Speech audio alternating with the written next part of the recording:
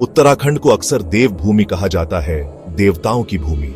यहाँ विशाल हिमालय प्राचीन पहरेदारों जैसे खड़े हैं, बर्फ से ढकी चोटियां नीले आसमान को छूती है, हवा पुराने समय की कहानियां सुनाती है। यह भूमि पवित्र लगती है, जैसे किसी दिव्य शक्ति ने इसे छुआ हो। जब आप उत्तराखंड आते हैं तो एक अजीब सी शांति आपको घेर लेती है। पहाड़ बड़े और शांत हैं, नदियां एक मधुर गीत गाती हुई बहती हैं, जंगल गहरे और जीवन से भरपूर हैं। यहाँ सब कुछ प्राचीन रहस्यों की फुसफुसाहट जैसा लगता है। यह जगह आपके मन को शांत करने और अपने दिल की सुनने के लिए है। बहुत से लोगों को इसकी शांत सुंदरता में सुकून मिलता है।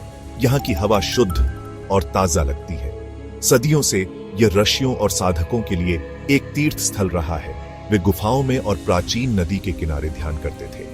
इस जगह की आध्यात्मिक ऊर्जा बहुत प्रबल है। आप इसे हवा में, मिट्टी में, यहाँ तक कि पत्थरों में भी महसूस कर सकते हैं। यह वीडियो इस पवित्र भूमि की यात्रा होगी। हम इसके पवित्र स्थानों का पता लगाएंगे और 4 धाम यात्रा के बारे में जानेंगे। आइए देवभूमि की इस खोज को शुरू करते हैं।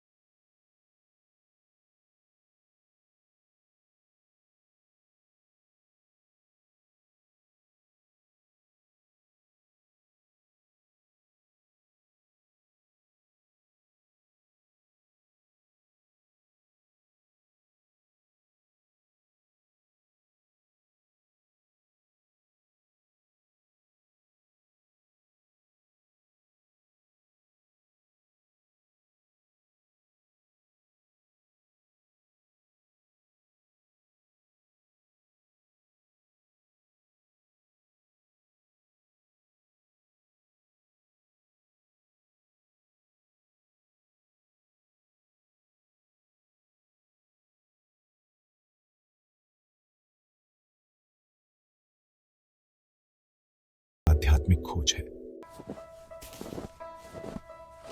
उत्तराखंड में कई रहस्य छिपे हैं। रूपकुंड झील, जिसे अक्सर कंकाल झील कहा जाता है, ऐसा ही एक रहस्य है। झील के तल पर और उसके किनारों के आसपास सैकड़ों प्राचीन मानव कंकाल पड़े हैं। जब बर्फ पिघलती है तो साफ पानी उन्हें दिखा देता है। ये लोग कौन थे? इस दूरस्थ स्थान पर उनकी मृत्यु कैसे हुई? ये सवाल सालों से वैज्ञानिकों और इतिहासकारों को उलझा रहे हैं। कुछ कहते हैं कि वे ओलावृष्टि में फंसे तीर्थयात्री थे, तो कुछ का मानना है कि वे कोई खोई हुई सेना या व्यापारी थे। कार्बन डेटिंग से पता चलता है कि ये अवशेष लगभग 9वीं शताब्दी ईस्वी के हैं। AUM पर्वत एक और प्राकृतिक आश्चर्य है जो विस्मयकारी है। जब इसकी काली चट्टान पर बर्फ गिरती है तो बर्फ का पैटर्न स्पष्ट रूप से पवित्र हिंदू प्रतीक AUM बनाता है। इस प्राकृतिक रचना को दिव्य प्रकटीकरण माना जाता है। कई तीर्थयात्री इस दृश्य को देखने के लिए ही कठिन यात्रा करते हैं। कालसी शिलालेख अतीत की एक आकर्षक झलक पेश करते हैं। ये सम्राट अशोक के प्राचीन शिलालेख हैं, जो कालसी शहर के पास एक बड़ी क्वार्ट्ज चट्टान पर उकेरे गए हैं। वे अशोक के बौद्ध धर्म में परिवर्तन की बात करते हैं और शांति, अहिंसा और धर्म के सिद्धांतों को बढ़ावा देते हैं। यह एक महत्वपूर्ण ऐतिहासिक स्थल है, जो दर्शाता है कि ये पहाड़ियां सहस्राब्दियों से महत्वपूर्ण रही हैं। उत्तराखंड के इन प्राचीन परिदृश्यों में इतिहास सचमुच जीवंत है। रूपकुंड की यात्रा एक साहसिक कार्य है, एक अनसुलझे रहस्य में एक कदम। प्रसिद्ध 4 धामों के अलावा उत्तराखंड कई अन्य महत्वपूर्ण मंदिरों का घर है। जागेश्वर धाम एक उल्लेखनीय मंदिर परिसर है जिसमें मुख्य रूप से भगवान शिव को समर्पित 100 से अधिक प्राचीन पत्थर के मंदिर हैं। वे घने देवदार के जंगल में स्थित हैं, जो एक शांत और शांतिपूर्ण वातावरण बनाते हैं। वास्तुकला जटिल है और कई सदियों पुरानी है। चितई गोलू देवता मंदिर अपनी परंपराओं में अनोखा है। गोलू देवता को कुमाऊं क्षेत्र में न्याय के देवता के रूप में पूजा जाता है। जो लोग अपनी समस्याओं के लिए न्याय चाहते हैं वे यहाँ आते हैं, अपनी अर्जियां कागज या स्टाम्प पेपर पर लिखते हैं। फिर इन पत्रों को मंदिर परिसर में घंटियों से बांध दिया जाता है। इच्छाएं पूरी होने पर चढ़ाए गए सभी आकार की हजारों घंटियां वहां लटकी हुई है। हेमकुंड साहिब एक बहुत ही पूजनीय सिख गुरुद्वारा है, जो एक खूबसूरत हिमन झील लोकपाल के किनारे लुभावनी ऊंचाई पर स्थित है। 7 राजसी बर्फ से ढकी चोटियां इस पवित्र स्थल को घेरे हुए हैं।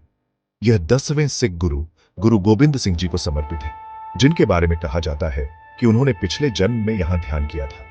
हेमकुंड साहिब की यात्रा कठिन है, लेकिन शांत सुंदरता और आध्यात्मिक वातावरण इसे एक पवित्र तीर्थ यात्रा बनाते हैं। ये मंदिर उत्तराखंड में विविध आस्था को दर्शाते हैं।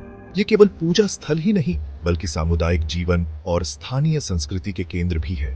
गोलू देवता जैसे स्थानीय देवताओं को रक्षक के रूप में देखा जाता है, जो लोगों के दैनिक जीवन में गहराई से जुड़े हुए हैं।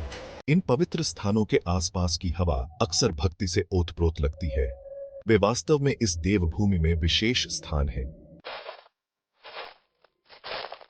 उत्तराखंड की प्राकृतिक सुंदरता बस लुभावनी है।